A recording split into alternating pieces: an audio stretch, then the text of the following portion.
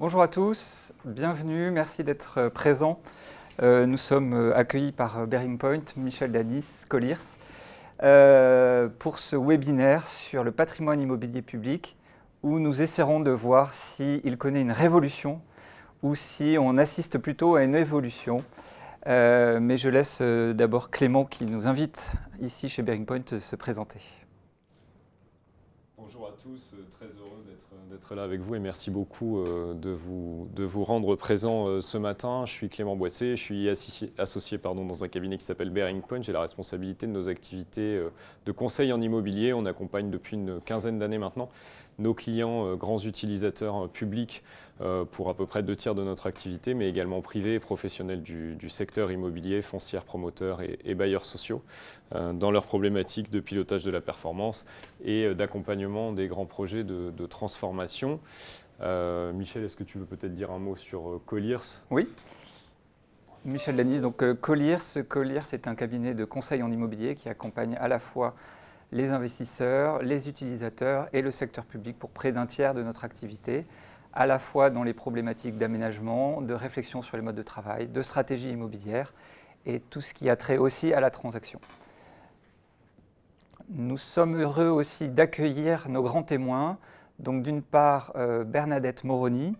Bernadette, vous êtes secrétaire générale d'Uniformation. Donc Uniformation, opérateur de compétences et de la cohésion sociale. L'activité principale, c'est accompagner, financer, conseiller les entreprises dans le domaine de la formation professionnelle et de l'apprentissage. Vous avez aussi une offre de services pour les entreprises en complément pour la réglementation. À noter, et ça on l'a bien vu quand on a travaillé avec vous, qu'Uniformation est un organisme paritaire et donc les décisions concernant le patrimoine immobilier sont prises par un conseil d'administration sur proposition du bureau et de la présidence. Pour votre part, et nous vous remercions d'être là malgré votre emploi du temps très très chargé, puisque vous êtes secrétaire général, membre du comité exécutif, sous la direction de votre directeur général, M. Philippe, et à ce titre, et là la liste est longue, vous assurez la coordination et le pilotage des services de ressources humaines. Ça tombe bien, c'est un des thèmes qu'on développera, donc l'administration du personnel, le développement, l'accompagnement des parcours, le plan de développement, le dialogue social, très important, on en reparlera aussi. Vous assurez aussi la logistique, avec donc à ce titre-là les moyens matériels, y compris l'immobilier, mais aussi, la liste n'est pas finie, le contrôle interne, l'audit, la qualité de service et les achats et la commande publique. Ça ne finit pas. Merci beaucoup d'être là et de témoigner du coup de ce que vous avez pu faire pour l'immobilier. À mon tour de présenter. Merci. Bonjour à tous. Pardon, à mon tour, merci Bernadette d'être là. À mon tour, Vincent, de vous présenter. Vincent Lefebvre, que nous connaissons bien, avec qui nous avons beaucoup travaillé au cabinet. Et merci beaucoup de nous faire l'amitié de venir témoigner ce matin. Vincent, vous êtes directeur des études de la programmation et du patrimoine au sein du département des Bouches-du-Rhône. Vous disposez d'une très solide expérience en matière de gestion et de transformation de l'immobilier public et vous pilotez aujourd'hui la stratégie patrimoniale du département avec une attention particulière que vous portez à l'innovation, à la transition écologique et à l'optimisation des ressources, autant de thèmes que nous aurons l'occasion de parcourir ensemble. Donc vous travaillez en direct avec la direction générale et aussi avec les élus, et on aura l'occasion de revenir sur l'importance d'une bonne gouvernance de l'immobilier, notamment dans les institutions et les organisations publiques. Mais bien sûr, au quotidien, vous coordonnez également les équipes en charge de la gestion, de la valorisation et de la transformation du patrimoine. J'ajoute peut-être un petit mot sur le département des Bouches-du-Rhône, qui, comme chacun sait, est une collectivité territoriale de premier rang qui met l'accent sur des politiques publiques telles que l'éducation, la solidarité et, à l'échelle de son périmètre d'action, l'aménagement du territoire. Et ces dernières années, notamment sous votre impulsion, Vincent, le département a engagé une transformation profonde de sa gestion immobilière avec la volonté de à la fois structurer ses démarches, intégrer les enjeux environnementaux et adapter les bâtiments aux nouveaux usages, également thématiques que nous aurons l'occasion d'aborder ensemble. Merci encore à tous les deux. On va se permettre une petite introduction d'une dizaine de minutes et puis bien sûr vous laisser présenter vos approches et vos projets, puisque c'est quand même pour ça, j'en suis sûr, que nos participants du jour nous font l'amabilité de se connecter. Un tout petit mot d'intro et d'auto-promo si vous me le permettez. Ce webinaire fait notamment écho à une étude que nous avons réalisée avec Colliers autour de l'immobilier public, publiée il y a quelques semaines maintenant, l'immobilier public, la grande métamorphose. Si vous ne l'avez pas déjà retirée, elle est disponible sur nos sites internet respectifs et sur nos profils LinkedIn. Vous y retrouverez des analyses d'experts, des cas clients, parmi lesquels sont présents aujourd'hui, et des enseignements clés autour des grands enjeux de l'immobilier public. Et on tente, comme l'a dit Michel en introduction, de répondre à ce qui arrive aujourd'hui à l'immobilier public. Est-ce qu'on parle d'une révolution qui est à venir, voire qui est déjà en cours, ou plutôt d'une évolution progressive? Voilà, c'est une étude disponible sur tous les réseaux et nos sites internet. Je vous propose qu'on rentre directement sur la première thématique de l'étude, la transition écologique, avec toi, Michel. Merci Clément. Alors bien évidemment, rassurez-vous, le but du jeu ne sera pas de paraphraser notre étude pendant les 10 minutes qui viennent, c'est juste de reprendre les thèmes que vous retrouverez pendant les récits de Bernadette et de Vincent.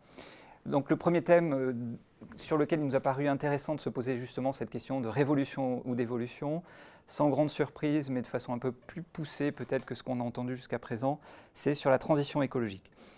En termes de contexte, que dire? La transition écologique, d'une part, ce n'est pas que l'énergie, c'est aussi le carbone, c'est aussi la résilience. Mais pourquoi? L'immobilier public, 76% de l'énergie des collectivités, voilà, vous le voyez à l'écran, est consommée par les bâtiments. Donc forcément, si on veut limiter l'énergie, le principal levier, c'est l'immobilier. Donc du coup, on est très concerné. Par ailleurs, on est largement touché dans l'immobilier par la réglementation qui fait qu'entre le décret Bax ou le décret tertiaire, il va falloir être exemplaire. Enfin, et ça je pense que c'est un point important, notamment pour tout ce qui est des collectivités, on a, je pense, fini l'époque des maires ou des présidents de conseils généraux ou des présidents de conseils régionaux qui montraient leur existence par la construction de bâtiments pharaoniques. Et maintenant, on est dans la gestion de cet héritage, ce qui a des vertus en termes de carbone, mais du coup est un enjeu de devenir. Donc ces trois points nous ont dit que le point de la transition énergétique était vraiment un point d'évolution. Je retiendrai un point, c'est que le secteur public, même si en ce moment les budgets sont compliqués, mais se doit d'être exemplaire, pour développer des foncières, et deux, puisque si les règles sont données par l'État, si le secteur public n'est pas le premier à l'afficher, le secteur privé aura du mal à suivre. À titre d'exemple, on a été très très contents, nous, d'accompagner la DRIEAT. Donc dans DRIEAT, on a eux comme environnement à Paris. C'est sûr que quand ils ont voulu restructurer lourdement leur siège à Paris du 15e arrondissement, il était hors de question de ne pas être exemplaire. Autre thématique très rapidement là sur la page sur laquelle moi j'aimerais peut-être mettre le doigt, c'est le lien entre performance environnementale et QVT. La QVT, c'est devenu un des critères majeurs de recrutement et de rétention des talents dans les organisations. On aura l'occasion d'en reparler. Et la performance environnementale n'est pas incompatible, bien au contraire, avec la QVT. Elle en est probablement l'un des leviers. Aujourd'hui, tous les projets que l'on a la chance d'accompagner ne sont réussis que s'ils intègrent à la fois les objectifs écologiques de manière ambitieuse, mais également le confort des usagers, confort qui est d'autant plus important depuis évidemment la crise sanitaire. Et je le disais, la dimension écologique et sobriété d'une organisation, et notamment de son immobilier, reste l'un des critères très importants de l'attractivité des talents et dans le choix des candidats à une offre d'emploi. Si je bascule sur le deuxième thème qui a été le nôtre et qu'on a regardé, et je viens un petit peu d'en parler, c'est les ressources humaines. ou comment recentrer les projets immobiliers, la transformation immobilière autour de l'humain. Très concrètement, quand j'ai commencé ma carrière il y a une quinzaine d'années, je voyais beaucoup les directions immobilières qui étaient en train d'être logées progressivement dans des directions ressources humaines parce que l'immobilier avait devant lui des grands programmes de transformation. Aujourd'hui, et depuis peut-être 4-5 ans, je vois un peu un chemin inverse où les directions de patrimoine, les directions de l'immobilier, les directions de l'environnement de travail sont rapatriées soit dans des secrétariats généraux, soit dans des directions financières, alors même que ces transformations sont encore devant nous. On va en parler, on va continuer d'en parler. Et donc, il ne faut pas oublier la DRH dans les projets dont on parle. Parmi les sous-thématiques que vous voyez à l'écran et qui sont notamment creusées dans notre étude, je retiendrai en fait la dernière, là, pour ma part, qui est à l'écran, celle comme quoi la transition immobilière doit accompagner l'évolution des modes de travail. Un projet immobilier, ce n'est pas un projet pour faire de l'immobilier. L'immobilier, ça vient supporter une évolution d'organisation et notamment une évolution des modes de travail, d'où l'importance d'intégrer la DRH dans l'ensemble des projets. Aujourd'hui, 100% des réflexions immobilières que l'on mène avec nos clients publics, que ce soit bien sûr les projets de regroupement, d'aménagement, de déménagement, mais aussi les chartes d'aménagement et même les schémas directeurs immobiliers dont on aura l'occasion d'en parler, de manière très amont, intègrent les nouveaux usages de travail et même les nouveaux enjeux de déséquilibre vie pro, vie perso dont on parle beaucoup, d'où l'importance d'associer la transformation de l'immobilier avec l'évolution des usages. Pour ma part, et tu faisais état, Clément, de tes 15 ans d'expérience, de même, je commence à les accumuler aussi. Moi, ce qui vraiment me marque en ce moment, c'est le développement depuis quelques années et très porté, sans doute par la façon de travailler par le secteur public, de la co-construction. Bernadette, je sais que vous en parlerez beaucoup puisque ça a été c'est un point important dans votre organisme paritaire. Mais effectivement, on voit que la réussite d'un projet immobilier, maintenant, ce qui n'était pas le cas il y a 15 ans, où effectivement quelqu'un pouvait décider à peu près seul dans son coin, réside dans la bonne appropriation d'une co-construction intelligente. Bien évidemment, tout ne va pas être fait avec tout le monde. C'est consommateur de temps, c'est consommateur d'énergie. Néanmoins, il faut un juste équilibre pour impliquer à la fois dans les choix et aussi pour présenter les solutions. Des choses qui réussissent, par exemple, quand il y a un transfert de bâtiment, c'est des visites. Faire des REX pour modifier. On n'est plus dans un immobilier statique, on peut faire évoluer en fonction des REX. Donc voilà, donc moi vraiment sur ce point immobilier RH, la grande évolution, et je parle d'évolution, c'est l'implication plus forte de ceux qui vont utiliser les lieux in fine. Donc voilà, donc on a évoqué ces deux premiers points, donc la transition écologique, les ressources humaines. Je pense qu'un grand point, et on l'a un peu touché du doigt tout à l'heure en parlant des maires bâtisseurs, c'est la mutation du parc. Un point qui nous a paru très important en faisant cette étude, c'est que un bien immobilier n'est plus donné une fois pour toutes ad vitam aeternam. Donc il y a tout un cheminement qui est porté par les schémas directeurs, tu l'as dit tout à l'heure Clément, sur la rationalisation, la valorisation, la transformation du parc. Aujourd'hui, si on ne prend que l'État, les données sont plus faciles à accumuler puisque la DIE fait ce diagnostic. On a plus de 200 000 bâtiments, plus de 96 millions de mètres carrés. Tout ne va pas rester. Donc on va avoir soit des transformations, et il y a tout un travail d'étude, de transformation, pour adapter aux usages, pour changer d'usage, et aussi des cessions, etc. Et ça, c'est un point important. Et ça, je pense qu'on est qu'aux prémices de ce sujet-là. On passe dans une ère où on peut envisager, et on doit envisager, qu'un immeuble change d'usage petit à petit au cours de sa vie.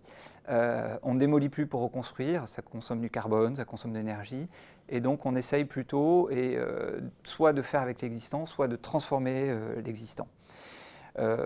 L'exemple le plus frappant, c'est la diminution des surfaces. Aujourd'hui, il y a une volonté de diminuer les surfaces. L'État donne des règles pour ce qui le concerne, mais tout le monde fait cette économie, Ce qui a des impacts d'ailleurs sur la transition écologique et énergétique. Vous avez moins de surface, vous consommez moins. Mais un immeuble créé dans les années 70, par exemple, n'est pas facilement adapté à des surfaces réduites. Donc il y a une transformation à avoir. C'est autant d'opportunités de recettes foncières, c'est autant d'opportunités de changer de façon de travailler, mais c'est un nouveau paradigme. Autre point important sur lequel j'aimerais mettre la lumière, et je prêche un peu pour ma paroisse parce que c'est une grosse part de l'activité que je pilote chez Bearing Point, c'est bien sûr la réalisation des schémas directeurs immobiliers ou des SPSI auxquels certains d'entre vous sont certainement soumis, mais qui peuvent être tout à fait complétés par des schémas directeurs immobiliers et même d'aménagement. Le schéma directeur aujourd'hui, c'est l'outil stratégique de patrimoine, j'allais dire consacré dans toutes les organisations, en ce sens où on n'est plus sur une étude uniquement stratégique et très amont qui bâtit une trajectoire sans vraiment s'occuper de sa mise en œuvre. Aujourd'hui, le schéma directeur, il intègre bien sûr les enjeux de patrimoine, mais également les enjeux RH, les enjeux écologiques, les enjeux financiers. Et de ce point de vue-là, on pourrait dire que c'est un outil complètement transversal à l'organisation, à destination in fine de la direction générale pour éclairer ses décisions. La réalisation d'un schéma directeur immobilier et parfois même couplé à la mise en place d'un outil de suivi de la trajectoire que ce schéma directeur définit, ça permet d'en faire un outil aussi de pilotage de la transformation immobilière dans le temps. Dernière thématique que l'on souhaitait aborder avec vous ce matin en introduction, c'est la complexité du parc immobilier et la complexité aussi, j'allais dire, des montages qui sont en face de nous. Bien sûr, l'écosystème est complexe, les cycles politiques sont devenus quasiment indéfinissables en ce moment et on n'est pas capable de savoir qui nous gouvernera demain et qui sera la tutelle de vos différents organismes. On est bien sûr face à des contraintes budgétaires très fortes en ce moment, vous les premiers, des réglementations écologiques, Michel en a parlé, qui sont très fortes et qui évoluent sans arrêt, et puis bien sûr des attentes des agents publics et des usagers tout simplement et des citoyens qui continuent d'évoluer. Donc cet écosystème complexe, il nécessite une certaine agilité et un certain niveau d'innovation pour essayer d'aligner le temps immobilier qui est très long avec le temps politique qui est parfois très court, et ça peut nécessiter des montages nouveaux, des montages innovants, mais des montages complexes. On l'a vécu nous avec le grand port maritime de Marseille, Marseille-Fos, là que vous avez à l'écran, dont on a accompagné le montage de son projet de partenariat pour la démolition-reconstruction de son siège récemment, et qui a nécessité effectivement la mise en place d'une gouvernance très équilibrée et très soignée. C'est le troisième thème que vous avez ici à l'écran. Ça permet de surmonter les obstacles, et je dirais même que plus un montage est complexe, donc on va parler en ce moment de marchés globaux de performance, on va parler de marchés de partenariat dont je viens de parler pour le port de Marseille à l'instant, plus la gouvernance doit être équilibrée entre décisions au plus haut niveau pour créer un effet cliquet sur les choses qui sont ancrées, co-construction avec les futurs usagers, le client du projet, c'est bien l'usager de demain, et puis bien sûr parfois arriver à gérer le portage politique dans les PPP, dans des grandes collectivités, vous devez connaître ça Vincent, dans vos projets, c'est aussi un point très important. Et pour finir, je vois le temps passer, je vais aller vite, je vais aussi prêcher pour notre paroisse. Autant Clément, tu dis que la gouvernance est un facteur clé de réussite pour ces projets complexes. J'ai l'humilité de croire que l'accompagnement peut aussi être décisif. Et donc, effectivement, il y a beaucoup de structures, dont les nôtres, qui sont prêts à ajouter de la capacité pour vous aider à développer ce genre de projets qui sortent un peu de l'ordinaire et avec des personnes qui peuvent compléter vos équipes, qui sont souvent prises par beaucoup de projets en parallèle. Il est 9h20. Merci de nous avoir écoutés et assez parlé de nous et de notre étude. Laissons la parole à nos deux acteurs et grands témoins du jour. Je vais peut-être vous demander pour démarrer, et merci encore Bernadette et merci Vincent d'être là. Pour commencer, juste nous présenter rapidement votre patrimoine et ses grandes spécificités. Peut-être vous Vincent pour démarrer. Oui, bonjour à toutes et toutes. Merci à Michel et Clément pour cette invitation. Avant de peut-être présenter le patrimoine du département, un petit mot justement sur le département des Bouches-du-Rhône. Donc Clément l'a rappelé, hein, c'est une collectivité de premier rang, hein, c'est 119 communes, c'est à peu près 2 millions d'habitants sur son territoire et on accueille évidemment une des plus grandes villes de France avec Marseille. Donc c'est un territoire complexe dans sa forme et dans ses caractéristiques. Donc le département des Bouches-du-Rhône, donc c'est principalement trois compétences obligatoires majeures: l'éducation, la solidarité et les routes et ports départementaux. Donc le patrimoine du département, c'est environ 1300 bâtiments, dont 132 collèges, qui représentent 1,6 million de mètres carrés. Alors on est loin des 90 et quelques millions de mètres carrés de l'État, mais ça fait déjà pas mal. On a 1 million de mètres carrés qui représentent nos collèges. Et on a un patrimoine très hétéroclite dans sa forme, dans son état et dans son statut juridique. Donc, dans sa forme, on a de tout. On a des grandes et des petites structures, des IGH, des ERP. On passe de la bergerie à l'hôtel du département qui représente 90 000 mètres carrés, en passant par des musées et évidemment des collèges. Un patrimoine hétéroclite dans son état également, puisqu'on gère un patrimoine parfois en ruine et parfois livré en 2025, donc ça ramène de la complexité. Et un patrimoine hétéroclite dans ses statuts, on est propriétaire, on est copropriétaire, locataire, on est mis à disposition, donc on a vraiment toutes les formes juridiques. Que dire de plus au niveau des coûts de fonctionnement, on a un coût de fonctionnement d'exploitation annuel d'environ 120 millions d'euros, dont 20 à 25 millions d'euros de fluide par an en fonction des années, en fonction des crises successives. Et on a un investissement direct, tout confondu, d'environ 250 millions d'euros par an. Donc, c'est bâtiments, routes et éducation. Et voilà, on a à peu près 300 personnes pour gérer ce patrimoine, réparties dans trois directions: une direction de maîtrise d'ouvrage, une direction maintenance et ma direction qui est plutôt tournée vers la gestion du patrimoine et les études amont. Merci Vincent. Bernadette, je vous laisse présenter également votre parc et ses spécificités. Oui, bonjour à tous. Uniformation, vous l'avez présenté, est un opérateur de compétences, mais c'est une structure, donc nous sommes une association, nous avons 450 collaborateurs et donc nous sommes finalement une PME. Aujourd'hui, notre parc immobilier est de 9000 m², principalement composé de notre siège social qui est situé dans le 12e arrondissement de Paris et qui fait 6500 m². C'est celui-ci sur lequel le projet de rénovation est en cours. Et sinon, nous avons des délégations régionales situées dans l'ensemble des grandes métropoles. Et nous sommes aussi situés sur les territoires ultramarins. Et donc, nous sommes principalement dans des surfaces beaucoup plus petites, vous en doutez, puisqu'on est entre 200 et 500 m², principalement dans des copropriétés. Donc, nous gérons un parc vraiment beaucoup plus petit, bien évidemment. Et notre enjeu, on y reviendra tout à l'heure, est sur notre siège social dont nous avons un projet de rénovation. Voilà Merci pour la beaucoup. présentation. Merci beaucoup pour ces présentations. Vincent, je reviens sur ce que vous disiez à l'instant et la taille et la diversité du parc que vous pilotez. Parmi les enjeux qu'on a évoqués là tout à l'heure, quels sont ceux qui résonnent le plus de votre point de vue pour l'immobilier du CD13 aujourd'hui? Alors évidemment, un peu tous les enjeux que vous avez pu évoquer. Je dirais en particulier la complexité de pilotage de ce patrimoine.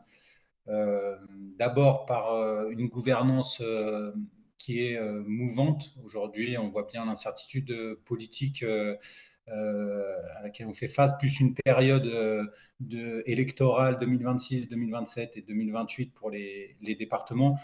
Donc on est vraiment dans une période difficile avec des réorientations politiques constantes. Donc je dirais on a vraiment un sujet à ce niveau-là. Un deuxième point sur la complexité de pilotage, je dirais, c'est pour concernant le département, c'est vraiment le volume du parc. Alors on a 3 directions qui gèrent ce patrimoine, mais on a un gros volume à gérer avec pas mal de frontières entre directions qui peuvent amener des frottements et des frictions. Et je dirais, on pourra y revenir avec le schéma directeur immobilier, des directions opérationnelles dont le besoin est en constante évolution. Et donc alors il faut adapter le temps politique au temps de l'immobilier, mais il faut aussi adapter le temps des besoins des directions opérationnel au temps immobilier, et ça, c'est pas évident. Et puis, il y a un troisième point qui est évidemment les contraintes budgétaires nouvelles ou constantes auxquelles font face les collectivités territoriales qui nous amènent à réfléchir la fonction immobilière différemment. Ça nous amène évidemment à un deuxième enjeu pour nous qui est la transition écologique et environnementale du parc.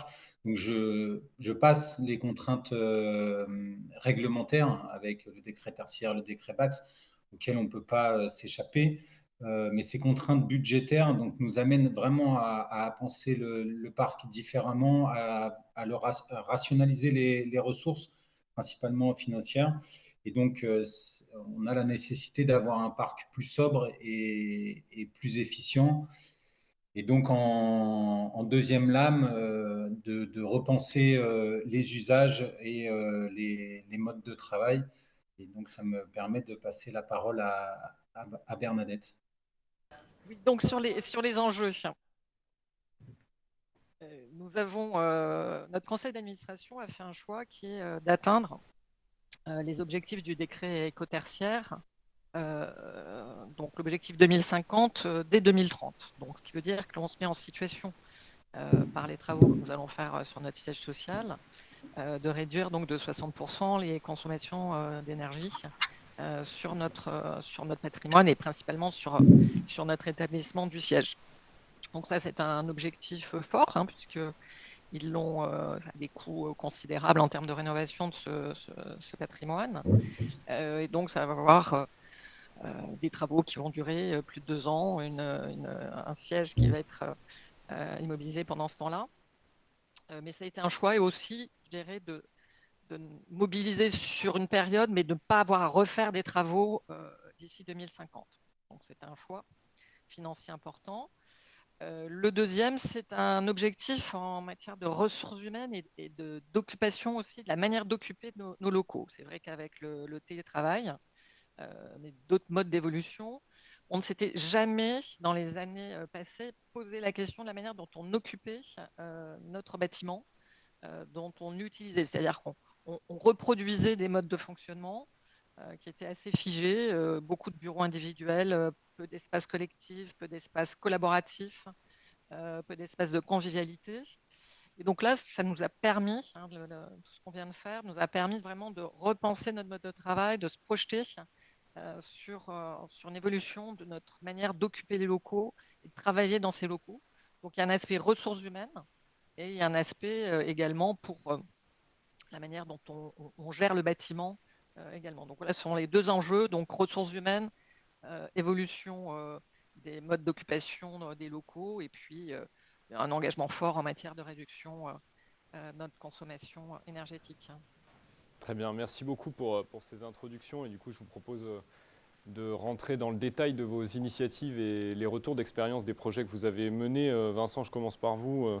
Vous avez donc initié un schéma directeur immobilier à l'échelle du département des Bouches-du-Rhône. Quels étaient ou quels sont d'ailleurs toujours les objectifs que vous visiez à travers cette démarche ?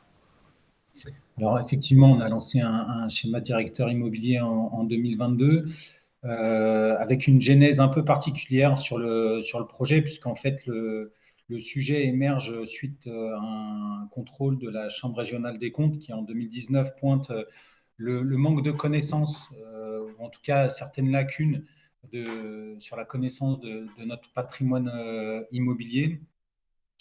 Et donc, en 2021, on a un changement de gouvernance avec un nouveau directeur général adjoint de l'équipement du territoire qui va prendre en charge ce sujet et va lancer le schéma directeur immobilier. Donc initialement, c'est plutôt une volonté de répondre à une observation de la CRC plutôt qu'une véritable conviction collective, hein, technique ou politique. Et c'est d'éviter de se faire taper sur les doigts au prochain contrôle. Euh, Néanmoins, la démarche a été prise au sérieux par les équipes du département et donc on s'est vraiment structuré autour de ce schéma directeur immobilier porté par Bearing Point pour mieux connaître notre patrimoine. Donc ça, c'était vraiment l'enjeu majeur, constituer une base de données patrimoniale de référence. Et, euh, et ensuite, l'enjeu secondaire, c'était de disposer d'une vision stratégique de notre patrimoine avec des interventions patrimoniales séquencées et structurées autour d'objectifs, autour de cibles, autour d'indicateurs cibles.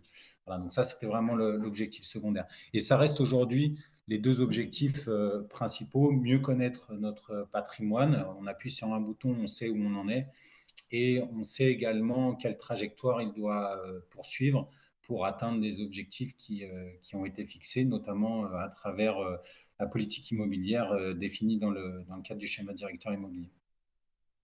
Très clair. Et du coup, comment, autour de cette démarche à l'échelle du département, vous avez mobilisé les équipes internes et les directions, notamment métiers, et quels ont été les leviers qui ont permis d'obtenir l'adhésion de ces parties prenantes?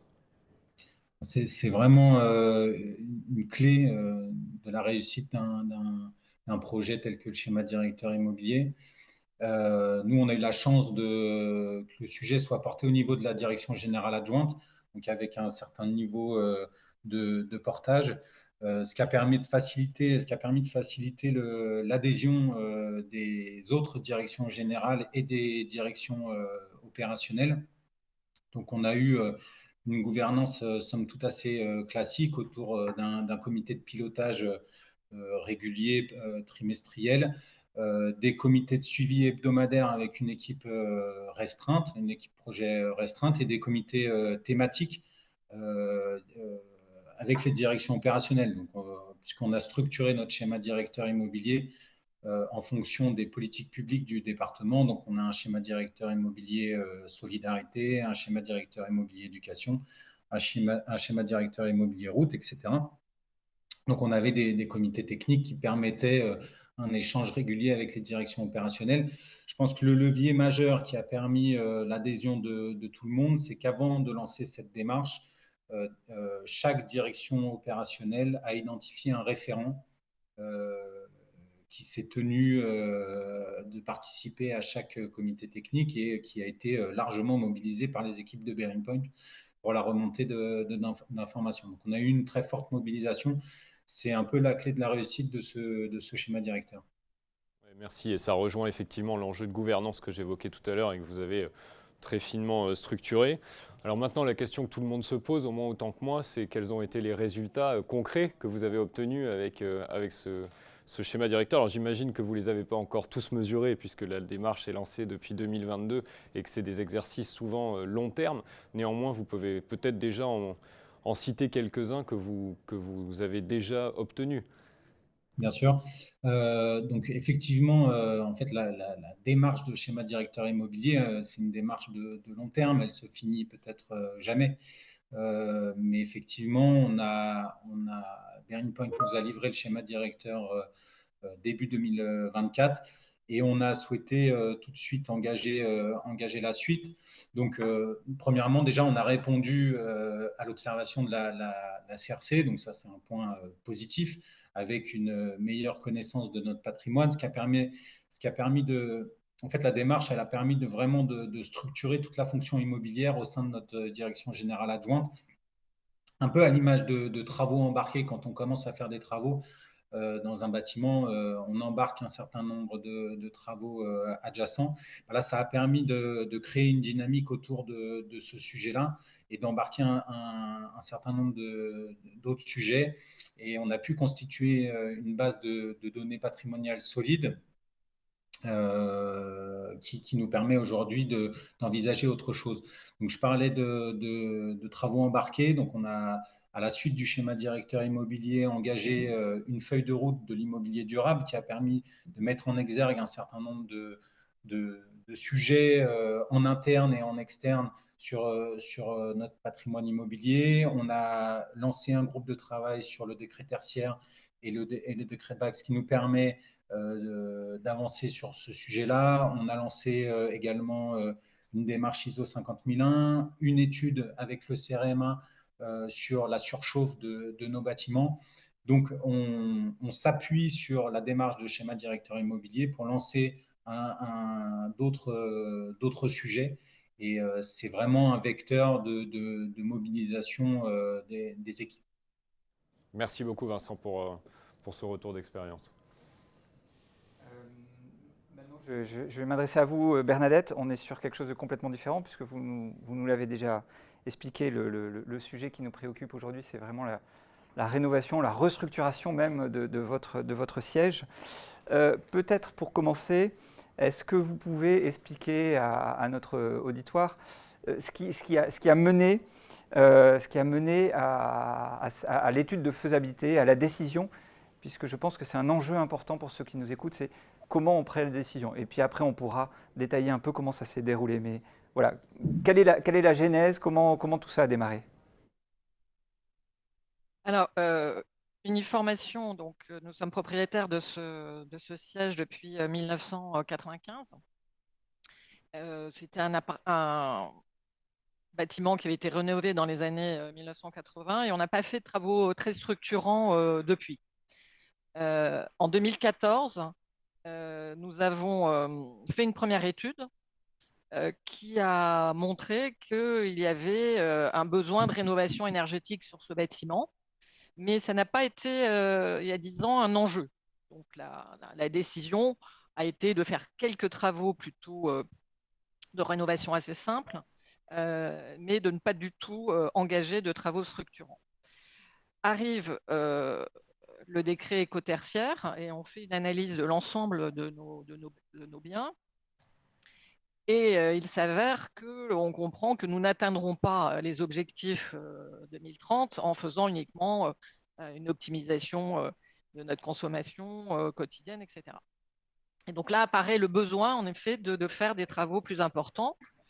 Donc, si vous voulez, c'est relativement récent. Donc, on va faire une première étude pour analyser les besoins de travaux, tant sur les aspects énergétiques, sur les aspects de vétusté du bâtiment et d'occupation du bâtiment. On va faire une sorte de première analyse en se posant aussi la question de savoir est-ce qu'on conserve notre siège social, donc situé dans le 12e arrondissement, en le rénovant, ou bien est-ce que nous allons peut-être revendre ce bien et aller louer ou acheter ailleurs.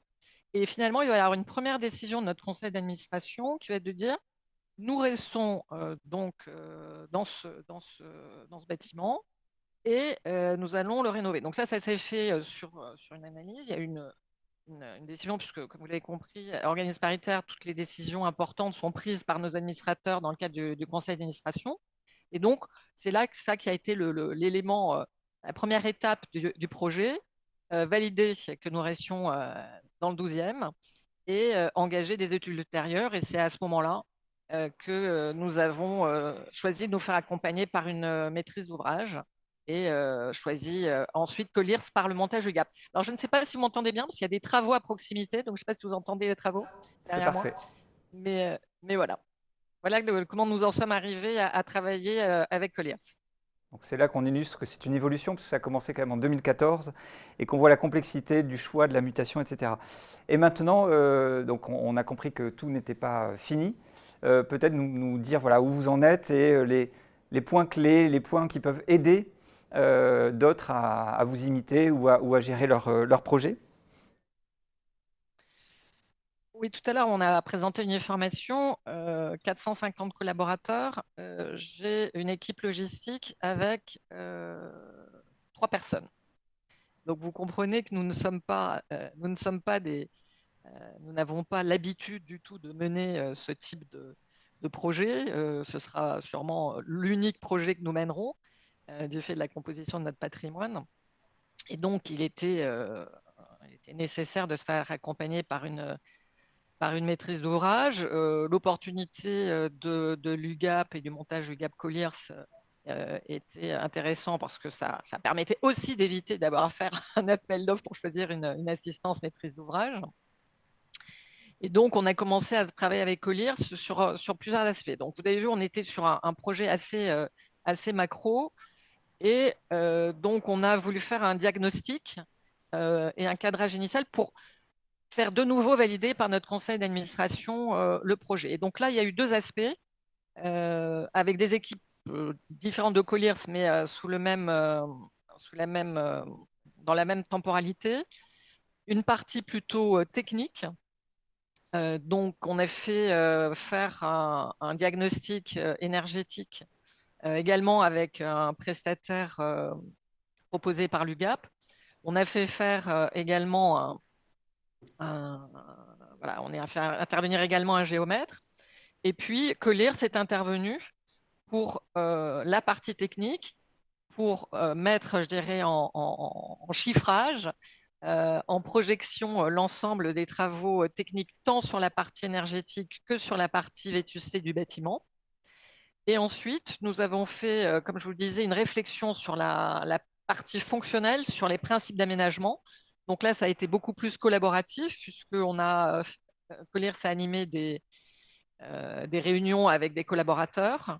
On a eu 3-4 réunions avec le comité exécutif, où on nous a fait visiter aussi alors les locaux de Colliers à Levallois, mais aussi les locaux d'un de vos clients à la Défense, pour voir et pour qu'on puisse se projeter aussi sur des manières de travailler, des manières de fonctionner. C'est vrai que nous étions les uns les autres dans notre propre fonctionnement, et ça a permis de se projeter. J'ai trouvé ça intéressant.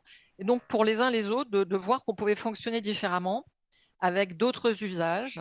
Et donc là, ça a été voilà, une partie fonctionnelle. Tout ça a permis d'avoir un projet qui a été présenté à notre conseil d'administration. On a fait une consultation de notre CSE en amont. On a eu un avis favorable, ce qui est assez rare chez nous. Et donc, on en est content. Et donc, le conseil d'administration a pris la décision, donc a confirmé la décision sur une enveloppe budgétaire d'engager les travaux. Donc là, on est en 2024. Décision du conseil d'administration fin 2024. Et donc, on va poursuivre donc les travaux, puisque dans l'analyse que fait Colliers, il apparaît qu'il y a quelques travaux qu'il faut prioriser en matière de sécurité. Donc, on va identifier ces travaux, on va les faire réaliser, mais c'était relativement mineur. Hein. Il n'y avait rien de structurant, mais pour autant, ça a été fait dès à présent. Et on va entamer une autre phase également avec Colliers. Donc, sur les principes d'aménagement, ça avait été vraiment dans les grandes lignes, c'était très macro. Et là, on a fait une autre étape. Donc, on a réinterrogé l'ensemble des directions d'uniformation sur leurs usages, sur leurs effectifs, sur les proximités nécessaires entre services, entre directions, pour définir les besoins de surface, pour définir la manière dont on allait occuper le bâtiment. Et je dirais que c'est là où ça commence à devenir plus concret, puisque les uns les autres, on va savoir maintenant où on sera, où les équipes seront installées. Donc là, ça commence à prendre forme en termes de projet. Et donc, ça a permis de réaliser un macro-zoning, puis un micro-zoning. Et donc, on a fait une information de consultation de notre CSE au moment du micro-zoning. Nous avons eu un deuxième avis favorable. Donc là, c'est pour l'instant, ce sont des étapes nécessaires et importantes, puisque c'est là où on associe également les représentants du personnel. On a associé les collaborateurs, on a associé l'encadrement, mais les étapes avec les représentants du personnel sont primordiales. Et donc, on a eu un avis favorable sur le micro-zoning. Et on a fait aussi un mood board d'ambiance. Alors là, ça prend un schéma voilà, plus d'aménagement d'intérieur, et c'était aussi une phase intéressante. Donc ça, c'est terminé. Ça s'est terminé en juillet 2025. Et actuellement, nous sommes dans une phase aussi accompagnée par Colliers, donc de choix et d'appel d'offres. Donc, Colliers intervient pour réaliser l'appel d'offres sur la maîtrise d'œuvre qui interviendra en 2026. Donc. Et vous voyez, on a eu 101 réponses à notre appel d'offres. Donc, on est assez surpris du résultat de cet appel d'offres. Donc, je crois qu'on a dépouillé, on le sait depuis hier, et donc l'analyse des offres va se faire. Et donc, c'est Colliers qui est chargé de l'analyse des offres sur cette maîtrise d'œuvre qui devrait être sélectionnée pour début 2026, entamer ses études pour des travaux qui devraient commencer courant 2027. Donc, vous voyez, c'est un projet qui s'inscrit sur la durée, pardon, et qui en est pour l'instant dans les phases d'études. Si je comprends bien, on a eu d'abord une initiative qui était purement environnementale. Maintenant, on est passé sur un projet qui concerne l'aménagement, le mode de travail. Vous nous avez mis en lumière toute l'importance de la co-construction et du travail avec les représentations du personnel. Peut-être là, on a compris que vous partiez sur un gros projet de longue haleine. Donc j'imagine que je sais que l'immeuble va être complètement vidé. Peut-être expliquez-nous ce que vous imaginez comme phase transitoire. Oui, alors, notre conseil d'administration, on avait fait une présentation d'un projet avec les modalités d'organisation des travaux et les conséquences en termes de coûts et également de confort des occupants. Donc, on a un conseil d'administration qui a fait le choix financier et budgétaire de faire des travaux en site inoccupé. Donc, il y a 250 collaborateurs. Et donc, la question de la relocation sur des travaux qui vont durer entre 12 et 18 mois se pose. Donc, nous avons également fait appel à, une fois de plus, Colliers pour travailler sur les principes de relocation et donc de comment nous serons installés pendant la durée des travaux. Donc là, c'est une phase qui est en cours, qui a commencé en juillet dernier. Et donc, on travaille, on a de nouveau sollicité notre comité exécutif pour travailler autour des principes. Combien aurons-nous besoin de surface? Alors, bien évidemment, comme on sera en location, vous doutez bien que l'aspect coût est prépondérant. Et donc, on sera très certainement sous un principe d'occupation beaucoup plus restreint que ce sur lequel nous sommes actuellement et sur lequel nous serons dans les futurs aménagements de locaux. Donc, on a fait aussi un travail autour de l'accessibilité, c'est-à-dire de savoir où étaient localisés nos collaborateurs par rapport au siège. Donc, des choix importants de se dire on ne sera pas à plus de 10 minutes en moyenne de la localisation de notre siège actuel. On sera sur un coefficient entre 0,6 et 0,5 pour décliner un budget. Et là, il y aura de nouveau une phase de décisionnaire de notre conseil d'administration qui va se dérouler fin d'année. On va consulter le CSE également à ce niveau-là. Et c'est uniquement à partir du moment où cette phase sera terminée que l'on aura une décision. Là, on pourra engager la recherche de locaux. Mais là, on est vraiment plutôt sur la manière dont les grands principes de relocalisation de notre siège pendant cette durée de 2 ans. Merci beaucoup Bernadette. Comme quoi, même avec une équipe réduite, on voit qu'on peut mener des projets de transformation assez complexes. Merci à tous les deux pour ces retours d'expérience. Très rapidement, peut-être en conclusion et en un mot, parce qu'on a pris un peu de retard et pour laisser la part belle aux questions. Et n'hésitez pas à distance à publier vos questions. Vincent, je commence par vous. Si vous deviez partager une conviction en conclusion et en un mot ou un conseil aux acteurs publics qui engagent une transformation de leur patrimoine, ce serait lequel ? Oui, rapidement. Alors, la démarche de schéma directeur immobilier est très importante, mais ça ne doit pas être une fin en soi. En tout cas, le livrable rendu par le prestataire qui accompagne la collectivité ne doit pas être une fin en soi, puisque au moment où il est livré, il est quasiment déjà obsolète. Hein. C'est un peu comme une voiture, dès qu'on l'a achetée, elle a perdu 40% de sa valeur. Et si j'avais un conseil à donner sur ce sujet-là, c'est de bien s'organiser pour disposer d'une base de données patrimoniale qu'on est en capacité de faire vivre, puisque c'est la clé de tout le reste. C'est vraiment la pierre angulaire de toutes les analyses qui peuvent en découler. Donc je dirais que si les collectivités et le secteur public devaient se concentrer sur quelque chose, c'est sur la connaissance de son patrimoine. Par exemple, nous, on a la chance d'avoir une direction qui s'occupe de faire le lien entre la direction informatique et notre direction métier. Et c'est vrai que ça nous aide beaucoup dans la construction de notre système d'information patrimoine. Bernadette, de la même façon, si en un mot, vous aviez un conseil ou un point d'attention à donner à nos auditeurs. Alors, comme vous l'avez compris, nous, le choix le plus important pour nous, c'était de se faire assister d'une assistance maîtrise d'ouvrage, puisque nous n'avons pas les ressources internes ni les compétences, nous ne sommes pas sachants.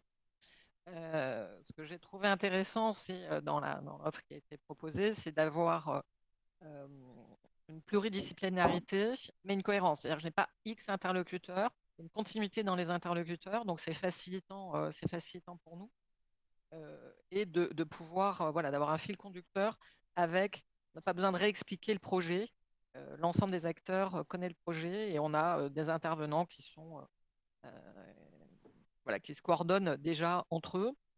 Et puis bon, vous l'avez compris, j'ai une fibre RH associer sa direction, associer les collaborateurs, tenir compte de l'avis des représentants du personnel et ce qui est facilitant pour faire passer le message, pour associer les collaborateurs et faire vivre le projet.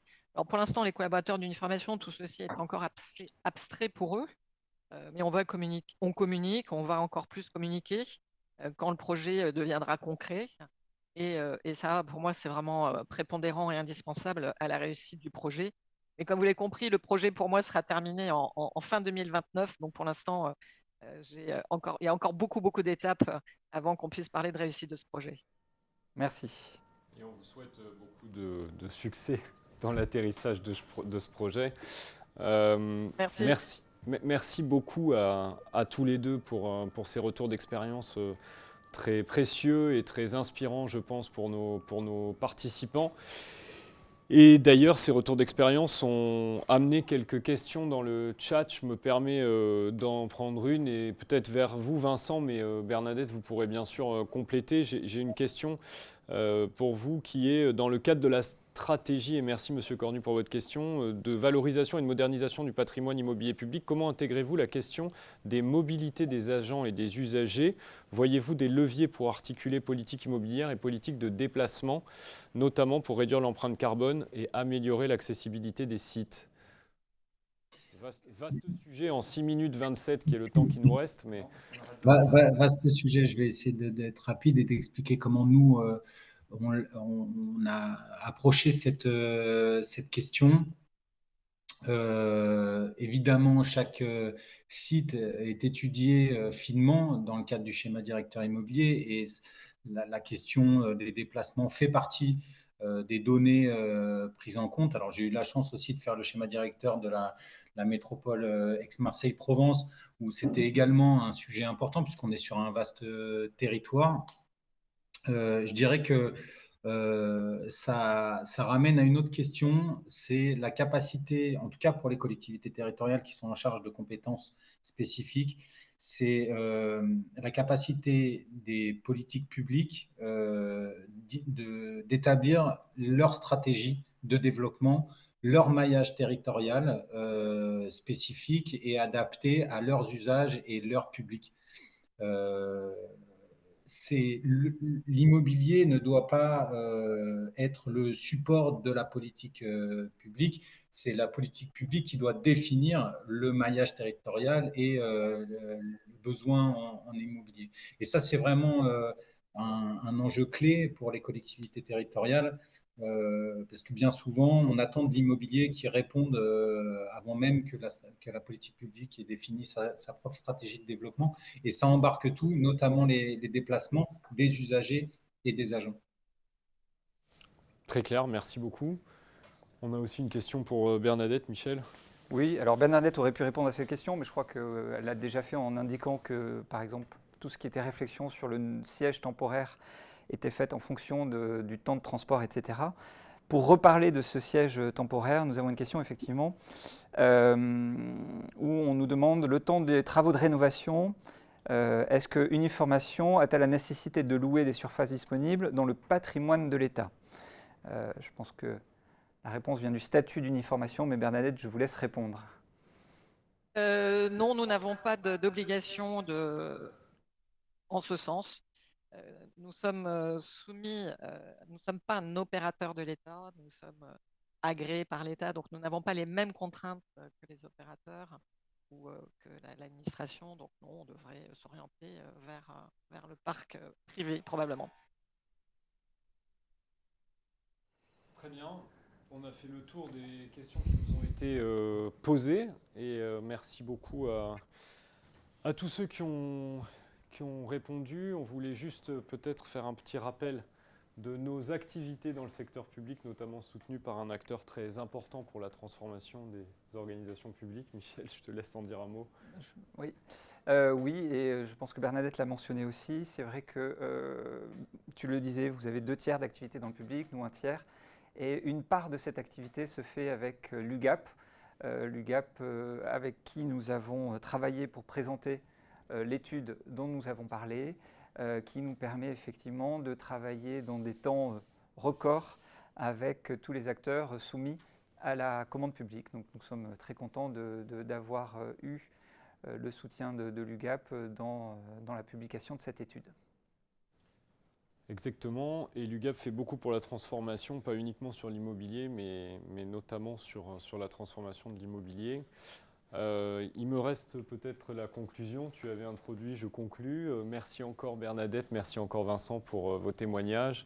Merci à tous de vous être connectés. J'espère que vous avez pris du plaisir à nous écouter ce matin et que vous en prendrez au moins autant à lire l'étude dont Michel vient de reparler. Nous, on pense avoir répondu à la question patrimoine immobilier public, révolution imminente ou évolution progressive. C'est une conviction que l'on partage avec Michel et avec Colliers, qu'on est plutôt dans une évolution progressive. Ça donne l'impression, parce que beaucoup de choses n'ont pas été faites pendant des années, qu'on est dans une révolution. Cette révolution doit s'ancrer dans la continuité pour devenir une évolution progressive. Le fameux préventif versus curatif à tous les niveaux de l'immobilier. J'espère que vous partagerez ces convictions et on sera ravis d'en reparler avec vous si vous le souhaitez. Vous trouverez ici nos coordonnées à Michel et moi-même. Merci encore et on vous souhaite une excellente journée. À très bientôt. Au revoir. Merci, au revoir.